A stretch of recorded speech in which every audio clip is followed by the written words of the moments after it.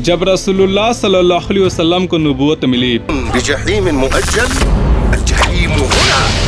उस वक्त दुनिया पर 2 सुपर पावर्स का राज था। एक थी ईरान की एम्पायर जो ईस्ट के बहुत से इलाके में फैली हुई थी और उसके हर रूलर को किसरा कहा जाता था और वो लोग आग की पूजा करते थे। दूसरी बड़ी ताकत रोमन एम्पायर थी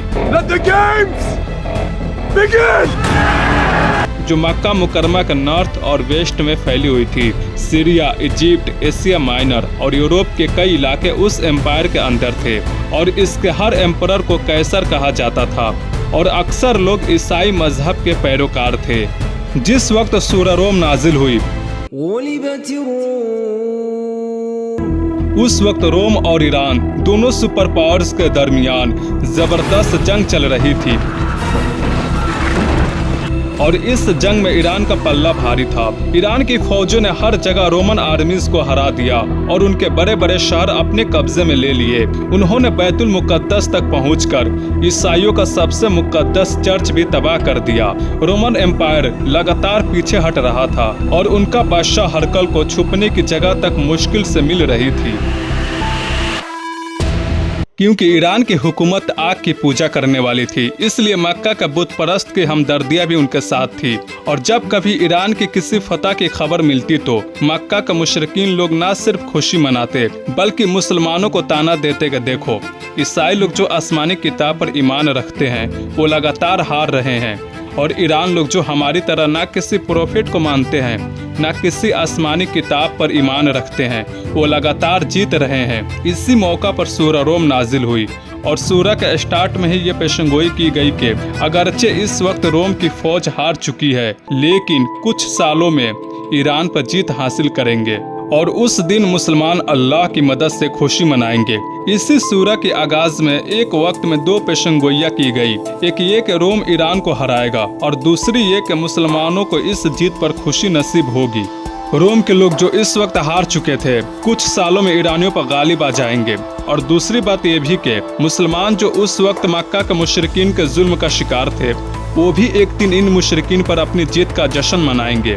ये दोनों पेशंगोइयाँ उस वक्त के हालात में इतनी मुश्किल लगती थी कि जो भी उस वक्त के सिचुएशन से वाकिफ होता उनको लगता था ऐसा कभी नहीं हो सकता।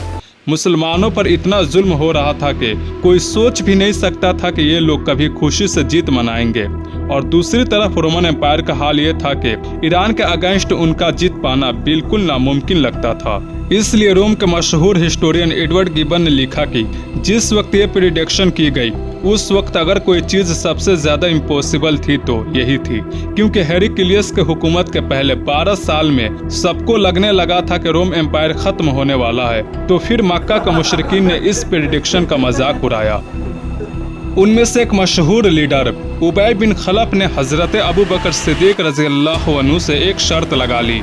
उसने कहा, अगर अगले 9 सालों के अंदर रोमन्स ने ईरानियों पर जीत गए तो मैं तुम्हें 100 ऊँट दूंगा और वो जीत ना सके तो तुम मुझे 100 ऊँट देना। उस वक्त ऐसी बेटिंग टाइप शर्त लगाना हराम नहीं था। ये आयत नाजिल होने के बाद भी ईरान की जीत होती रही। वो लोग रोम के कैपिटल कुस्तुनतुनिया तक पहुँच गए।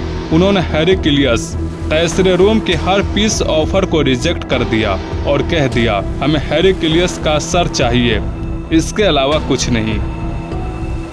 इस वजह से हेरक्लियस ने ट्यूनीशिया की तरफ भागने का प्लान बनाना शुरू कर दिया, लेकिन अचानक सिचुएशन बदल गई। हेरक्लियस ने हिम्मत करके ईरानियन आर्मी पर पीछे से अटैक किया और अल्लाह ने उसे ऐसी कामयाबी दी कि पूरी जंग का रुख ही बदल गया।